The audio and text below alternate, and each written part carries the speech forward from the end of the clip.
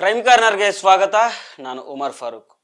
ಮನೆ ಕೆಲಸದ ಮಹಿಳೆ ಮೇಲಿನ ರೇಪ್ ಕೇಸ್ ಪ್ರಕರಣದಲ್ಲಿ ಪ್ರಜ್ವಲ್ ರೇವಣ್ಣ ಅಪರಾಧಿ ಅಂತ ಬೆಂಗಳೂರಿನ ಜನಪ್ರತಿನಿಧಿಗಳ ನ್ಯಾಯಾಲಯ ತೀರ್ಪನ್ನ ನೀಡಿತ್ತು.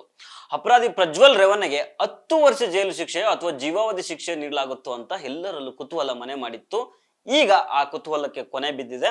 ಕೊನೆಗೂ ಹಾಸನದ ಮಾಜಿ ಸಂಸದ ಪ್ರಜ್ವಲ್ ರೇವಣ್ಣಗೆ ಜನಪ್ರತಿನಿಧಿಗಳ ವಿಶೇಷ ಕೋರ್ಟ್ ಜೀವಾವಧಿ ಶಿಕ್ಷೆಯನ್ನು ವಿಧಿಸಿದೆ. ನಿನ್ನೆ ನ್ಯಾಯಾಧೀಶರಾಗಿದ್ದ ಸಂತೋಷ್ ಗಜಾನನ್ ಭಟ್ ಅವರು ಪ್ರಜ್ವಲ್ ರೇವಣ್ಣ ದೋಷಿ ಅಂತ ತೀರ್ಪನ್ನ ಪ್ರಕಟ ಮಾಡಿದ್ರು. ತೀರ್ಪು ಹೊರಬೀಳ್ತದಂತೆ ಮಾಜಿ ಸಂಸದ ಪ್ರಜ್ವಲ್ ರೇವಣ್ಣ ಕೋರ್ಟ್ ಹಾಲ್ನಲ್ಲಿಯೇ ಕಣ್ಣೀರು ಇಟ್ಟಿದ್ರು. ಇದಾದ ಬಳಿಕ ಇವತ್ತು ಕೋರ್ಟ್ಗೆ ಹಾಜರಾಗಿದ್ದ ಅಪರಾಧಿ ಪ್ರಜ್ವಲ್ ರೇವಣ್ಣಗೆ ಕನಿಷ್ಠ 10 ವರ್ಷ ಜೈಲು ಶಿಕ್ಷೆ ನೀಡಬೇಕು, ಗರಿಷ್ಠ ಜೀವಾವಧಿ ಶಿಕ್ಷೆ ನೀಡಬೇಕು ಅಂತ ಪ್ರಾಸಿಕ್ಯೂಷನ್ ಮನವಿ ಮಾಡ್ಕೊಂಡಿತ್ತು. ಇನ್ನು ಪ್ರಜ್ವಲ್ ರೇವಣ್ಣ ಅಳುತ್ತಾ ನಾನು ರೇಪ್ ಮಾಡಿಲ್ಲ ಅಂತ ಹೇಳಿದ್ರು. ಪ್ರಜ್ವಲ್ ರೇವಣ್ಣ ವಕೀಲೆ ನಳಿನಿ ಮಾಯಾಗೌಡ ಕೂಡ ವಾದ ಮಾಡಿದ್ದಾರೆ.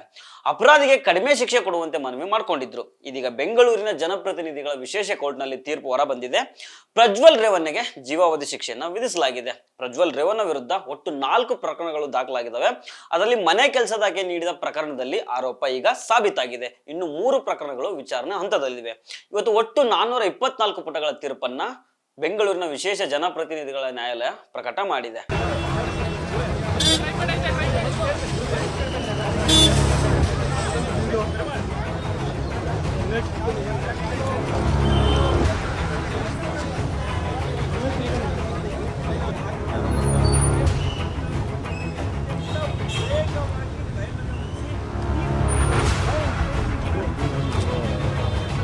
ಸ್ನೇಹಿತರೆ, ಹೋದ ವರ್ಷ ಪ್ರಜ್ವಲ್ ರೇವಣ್ಣ ಪ್ರಕರಣ ದೇಶಾದ್ಯಂತ ಭಾರಿ ಹಲ್ಚಲನ್ನ ಕ್ರಿಯೇಟ್ ಮಾಡಿತ್ತು. ಯಾಕಂತಂದ್ರೆ ಇದು ಲೋಕಸಭಾ ಚುನಾವಣೆ ವೇಳೆ ಈ ಕೇಸ್ ಹೊರಬಂದಿತ್ತು.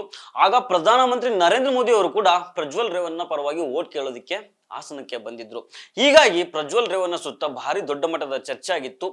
ಈಗ ಪ್ರಜ್ವಲ್ ರೇವಣ್ಣ ಮೇಲೆ 3 ಅತ್ಯಾಚಾರ ಪ್ರಕರಣಗಳು ದಾಖಲಾಗಿದ್ದು ಇನ್ನು 2 ಕೇಸುಗಳು ವಿಚಾರಣಾ ಹಂತದಲ್ಲಿದ್ದಾವೆ. ಈಗ ಮನೆ ಕೆಲಸದಾಕೆ ನೀಡಿದ್ದ ದೂರನ್ನ ಅನುಗುಣವಾಗಿ ಪ್ರಜ್ವಲ್ ರೇವಣ್ಣಗೆ ಜೀವಾವಧಿ ಶಿಕ್ಷೆ ಪ್ರಕಟ ಆಗಿದೆ. ಮತ್ತೊಂದು ಇಲ್ಲಿ ವಿಷಯ ಏನಂತಂದ್ರೆ ಪ್ರಜ್ವಲ್ ರೇವಣ್ಣ ಮೇಲೆ ಅದೇ ಮನೆ ಕೆಲಸದಾಕೆಯನ್ನ ಕಿಡ್ನಾಪ್ ಮಾಡಿರೋ ಕೇಸ್ ಕೂಡ ಇದೆ. ಈ ಸಂಬಂಧ ಪ್ರಜ್ವಲ್ ರೇವಣ್ಣ ತಂದೆ ರೇವಣ್ಣನವರು, ಅವರ ತಾಯಿ ಭವಾನಿ ರೇವಣ್ಣನವರು ಸಹಿತ 9 ಮಂದಿಯನ್ನ ಅರೆಸ್ಟ್ ಕೂಡ ಮಾಡಲಾಗಿತ್ತು. ಈಗ ಅವರೆಲ್ಲ ಬೇಲ್ ಮೇಲೆ ಹೊರಗೆ ಬಂದಿದ್ದಾರೆ. ಇನ್ನು ಮುಂದೆ ಏನಾಗುತ್ತೋ ನೋಡ್ಬೇಕು. ಯಾಕಂತಂದ್ರೆ ಪ್ರಜ್ವಲ್ ರೇವಣ್ಣಿಗೆ ಒಂದು ಆಪ್ಷನ್ ಇದೆ, ಹೈಕೋರ್ಟ್ ಹೋಗಿ ಮೇಲ್ಮನವಿಯನ್ನು ಸಲ್ಲಿಸ್ತಾರೆ. ಆಬ್ವಿಯಸ್ಲಿ ಅದು ಆ ನಿರೀಕ್ಷೆ ಅಂತೂ ಇದ್ದೇ ಇದೆ.